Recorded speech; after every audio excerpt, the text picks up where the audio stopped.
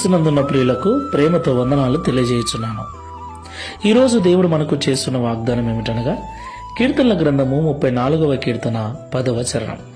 సింహపు పిల్లలు లేమిగలవై ఆకలి కొనును, యెహోవాను ఆశ్రయించు వారికి ఏ మేలు కొదవై ఉండదు.